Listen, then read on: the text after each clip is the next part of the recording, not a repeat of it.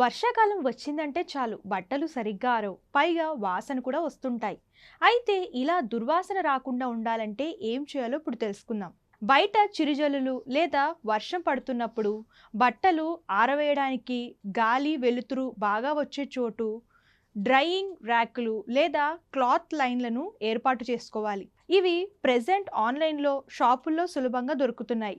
ఇక బట్టలు ఆరేసేటప్పుడు దగ్గరగా కాకుండా కాస్త ఖాళీగా ఉండేటట్టు చూసుకోవాలి. ఈ విధంగా చేయడం వలన బట్టలు త్వరగా ఆరే అవకాశం ఉంటుంది. తడిగా ఉన్న దుస్తులను ఫ్యాన్ కింద ఆరేయొచ్చు. దీంతో పాటుగా కిటికీలు తలుపులు తెరిచి ఉంచాలి. బయట గాలి ఇంట్లోకి వచ్చి బట్టలు త్వరగా ఆరడానికి సహాయపడుతుంది. అలాగే వానాకాలంలో వీలైనంత వరకు బట్టలన్నిటినీ ఒకేసారి ఉతకకుండా ఉంటే మంచిది. కొన్ని బట్టలు ఆరిన తర్వాత మరికొన్ని ఉతకడం వలన వేగంగా ఆరుతాయి, ఇబ్బంది ఉండదు. అదేవిధంగా మందంగా లేదా పల్చగా ఉండే బట్టలను వేరువేరుగా ఉతకాలి. ఇలా చేయడం వలన ఒకటి ఆరి మరొకటి తడిగా ఉండే సమస్య తగ్గుతుంది. దీనివలన దుర్వాసన కూడా రాదు.